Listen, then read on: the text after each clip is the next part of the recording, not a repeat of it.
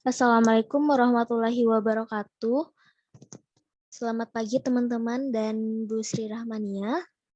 Pada hari ini kita akan memaparkan tentang materi radikal bebas pada mata kuliah kimia bahan makanan dan dosen pengampu Ibu Sri Rahmania MPD. Kelompok 2 yang beranggotakan 3 orang yaitu Lutfia Mar'atus Soleha dengan NIM 1908076607 dan Siti Isra Fauzia M. Tukwain 1908076014 serta Maharani Anda PSP dengan NIM 1908076016. Silakan disimak baik-baik ya teman-teman. Kita akan membahas tentang radikal bebas. Nah, dengan materi yang telah terbagi menjadi 3 bagian, yaitu radikal bebas dan pembentukan radikal bebas, yang kedua radikal bebas dan penyakit, yang ketiga antioksidan dan klasifikasi antioksidan.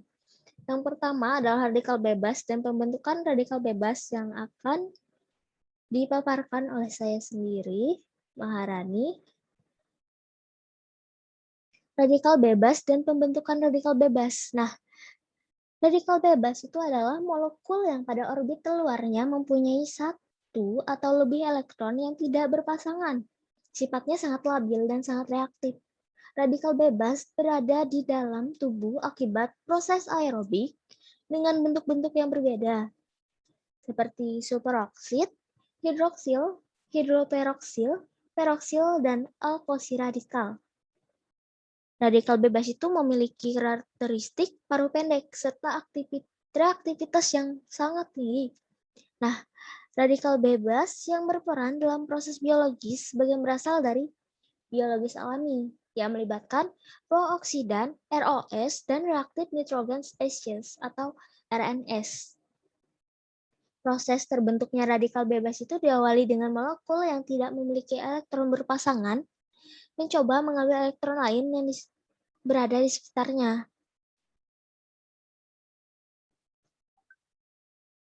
Nah, radikal bebas ini mempunyai proses yang disebut dengan oksidasi, yang kemudian akan membentuk sebuah molekul radikal bebas yang baru. Nah, radikal bebas dapat terbentuk sebagai hasil metabolisme maupun memang sengaja dibentuk untuk menetralisasi virus dan bakteri pada sistem imunitas tubuh. Radikal bebas itu dibentuk oleh banyak mekanisme, terutama oleh mekanisme glukosa. Di samping radikal bebas, free radikal dikenal juga dengan reaktif oksigen species atau ROS, yaitu molekul yang bukan hanya merupakan radikal oksigen, tapi juga beberapa turunan oksigen non-radikal. Radikal bebas senyawa ROS dalam tubuh dapat menyebabkan oksidasi lipid, oksidasi protein, DNA, Steinberg, modifikasi basa DNA, dan modulasi ekspresi genetik.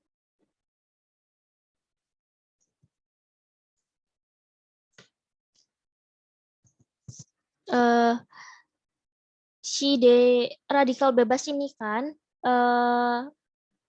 dalam upayanya untuk memenuhi keganjilan elektronnya itu, radikal bebas yang elektronnya tidak berpasangan tadi secara cepat akan menarik elektron makromolekul biologis yang berada di sekitarnya, seperti protein, asam nukleat, dan asam deoksiribonukleat atau DNA. Jika makromolekul yang teroksidasi dan degradasi tersebut merupakan bagian dari sel atau organel, maka dapat mengakibatkan kerusakan pada sel tersebut.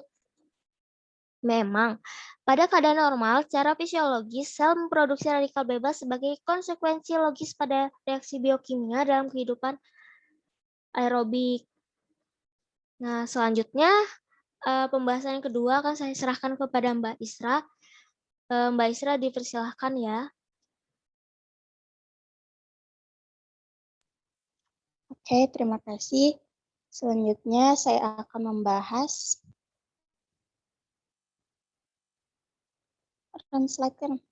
radikal bebas dan penyakit. Nah, radikal bebas yang berlebih dapat menyerang senyawa apa saja, terutama yang rentan seperti lipid dan protein, dan berimplikasi pada timbulnya berbagai penyakit degeneratif. Hal ini dapat terjadi sebagai akibat kurangnya antioksidan dalam tubuh, sehingga tidak mampu mengimbangi terjadinya produk oksidasi setiap saat. Next run.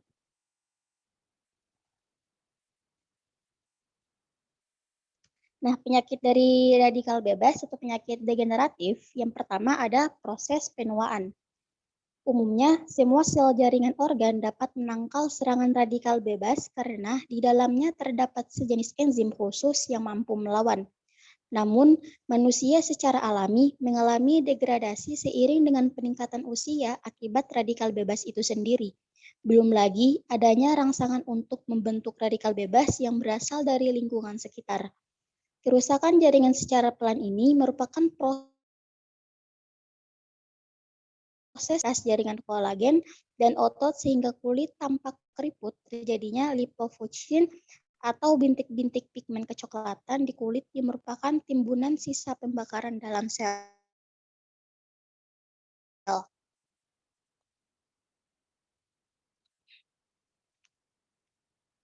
Nah, salah satu hipotesis konsep penuaan yang diterima sampai saat ini adalah teori stres oksidatif. Teori ini pertama kali dikemukakan oleh Denham Harman sebagai teori penuaan radikal bebas dan melaporkan bahwa oksigen radikal bebas terbentuk secara endogen sebagai produk sampingan proses metabolisme yang menggunakan oksigen. Teori ini kemudian dimodifikasi dengan melaporkan peran mitokondria dalam proses penuaan karena organel ini merupakan sumber utama produksi reaktif oksigen spesies atau disebut dengan ROS. Radikal bebas yang mayoritas menyebabkan kerusakan sistem biologi adalah oksigen free radikal atau ROS. ROS juga merupakan radikal bebas yang berperan penting pada beberapa proses fisiologis organ tubuh. ROS dibentuk oleh sel-sel organisme aerobik dan dapat menginiasi reaksi autokatalitik dan molekul yang bereaksi dengan ROS akan diubah menjadi radikal bebas, sehingga dia memperluas rantai kerusakan. Penyakit lain seperti stroke juga berhubungan dengan radikal bebas dari beberapa sumber, seperti oksidasi santin, sikloksigenasi sel-sel inflamasi. Radikal bebas juga menyebabkan perubahan transport elektron mitokondria selama iskemia dan reperfusi. Akumulasi sel-sel inflamasi seperti neutrofil dan monosit selama reperfusi memicu terjadinya stres oksidatif. Nah, peningkatan kadar ROS di otak itu menyebabkan otak lebih rentan terhadap stres oksidatif. Selain itu, radikal bebas juga diduga turut berperan terhadap inisiasi cedera seluler pada penyakit neurodegeneratif seperti pada penyakit Alzheimer, penyakit Huntington, ataupun Parkinson. Yang kedua, ada penyakit kanker. Hidroksialkena adalah senyawa hasil dari peroksidasi lipid yang mampu berikatan dengan asam nukleat melalui ikatan kovalen sehingga menyebabkan perubahan DNA. Agen perusak DNA dan senyawa pendukungnya berperan penting dalam terbentuknya sel kanker. Proses pembentukan sel kanker ini melalui mekanisme senyawa pendukung hasil peroksidasi lipid. Nah, pada penyakit kanker, ROS dapat berperan pada semua tahap karsinogenesis, baik pada tahap inisiasi, promosi, maupun progresi.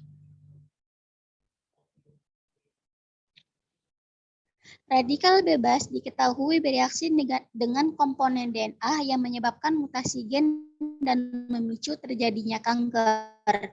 Di lain hal, radikal bebas juga menginduksi resistensi insulin, disfungsi sel beta, gangguan toleransi glukosa, dan diabetes mellitus tipe 2. Nah, radikal bebas bertanggung jawab terhadap kerusakan tingkat sel dan jaringan terkait usia pada kondisi normal dan molekul. Radikal bebas yang berlebih menyebabkan antioksidan seluler kewalahan, memicu oksidasi, dan berkontribusi terhadap kerusakan fungsional seluler. Radikal bebas merupakan penyebab utama terkait proses penuaan, dianggap sebagai satu-satunya proses utama. dimodifikasi oleh genetik dan faktor lingkungan. Oksigen radikal bebas bertanggung jawab karena reaktivitasnya tinggi terhadap kerusakan tingkat sel dan jaringan terkait usia. Nah, oleh karena itu, jadi setiap individu penting membiasakan gaya hidup sehat termasuk diantaranya diet tingkat antioksidan. Antioksidan dapat diartikan sebagai molekul yang mampu menstabilkan atau menonaktifkan radikal bebas sebelum menyerang sel. Antioksidan dapat menghambat atau menunda oksidasi sebuah substrat. Selanjutnya saya serahkan kepada Mbak Lutfia. Nah, untuk materi selanjutnya yaitu antioksidan dan klasifikasi antioksidan. Nah, jadi antioksidan ini merupakan senyawa yang dapat menghambat reaksi oksidasi dengan cara mengikat radikal bebas dan molekul yang sangat reaktif. Nah, untuk salah satu bentuk senyawa oksigen reaktif yaitu radikal bebas. Untuk mekanisme kerja antioksidan ini dalam mencegah ketinggikan bahan, yaitu secara inhibitor dan juga dengan pemecah peroksida. Untuk efek terhadap kesehatan pada antioksidan ini yaitu ketika penggunaan antioksidan secara berlebihan dapat menyebabkan lemah otot, mual-mual, pusing, dan juga kehilangan kesadaran. Nah, sedangkan dalam penggunaan dosis rendah secara terus-menerus akan menyebabkan tumor kandung kemih, kanker sekitar lambung, dan juga kanker paru. Next. Di sini ada dua jenis antioksidan, yaitu antioksidan alam dan juga antioksidan sintetik. Nah, yang pertama yaitu antioksidan alami. Antioksidan ini banyak terdapat pada tumbuh-tumbuhan dan sayur-sayuran dan juga buah-buahan. Nah, yang kedua yaitu antioksidan sintetik. Antioksidan ini terdapat pada butil hidroksilasnisol atau BHA, butil hidroksitoluen BHT, propilgalat, dan juga etoksikuin. Nah, untuk klasifikasi dari antioksidan ini ada 5. Yang pertama yaitu antioksidan primer. Jadi antioksidan primer ini merupakan antioksidan yang berfungsi mencegah pembentukan radikal bebas. Contohnya itu seperti antioksidan transferin, ferritin, albumin, tokoferol, dan juga BHA. Nah, yang kedua ada antioksidan sekunder. Nah, antioksidan ini berfungsi untuk menangkap radikal bebas dan menghentikan pembentukan radikal bebas. Antioksidan ini juga memiliki beberapa contoh, yaitu ada superoksid dismutase atau SOD, glutation peroksidase, dan juga katalase. Nah, yang ketiga ada oksigen scavenger. Antioksidan ini merupakan bahan kimia yang berfungsi untuk menghilangkan oksigen terlarut. Nah, di dalam air dengan reaksi reduksi. Oleh karenanya dapat mencegah korosi yang disebabkan oleh oksigen. Dan yang paling banyak digunakan pada oksigen scavenger ini yaitu sodium sulfit dan juga hidrazin. Nah, yang keempat ada antioksidan enzim. Antioksidan ini merupakan antioksidan yang diproduksi oleh tubuh manusia sebagai penangkal radikal bebas eksogen maupun radikal bebas endogen. Nah, contohnya itu seperti superoksida dismutase, katalase, dan juga glutation peroksidase. Nah, yang kelima ada selator atau sequestrans. Jadi, senyawa ini merupakan mampu mengikat logam seperti besi dan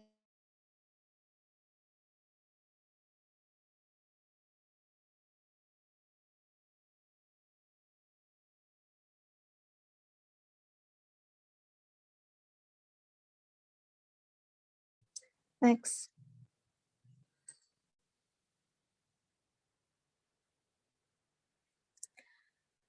Nah, berdasarkan jurnal penelitian yang menyebutkan bahwa dalam antioksidan yaitu ubi jalar merupakan sumber vitamin A dan juga vitamin C, ada juga fenolik dan juga antosianin.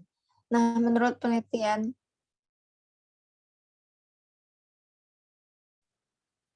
adanya korelasi yang tinggi antara metode Volin-Salteu dan DPPH mengidentifikasikan bahwa kandungan total fenolik dapat digunakan sebagai indikator untuk mengetahui aktivitas hidrofilik antioksidan pada ubi jalar. Nah, hal ini disebabkan karena dalam ubi jalar tersebut banyak mengandung senyawa fenolik yang diketahui mempunyai sifat antioksidatif. Saya kembalikan kepada moderator. Terima kasih Mbak Pia. Ini presentasi dari kami telah selesai. Terima kasih semuanya yang udah mendengarkan dan perhatikan. Saya ucapkan terima kasih banyak. Wassalamualaikum warahmatullahi wabarakatuh. Kalau ada pertanyaan, silahkan bertanya ya teman-teman.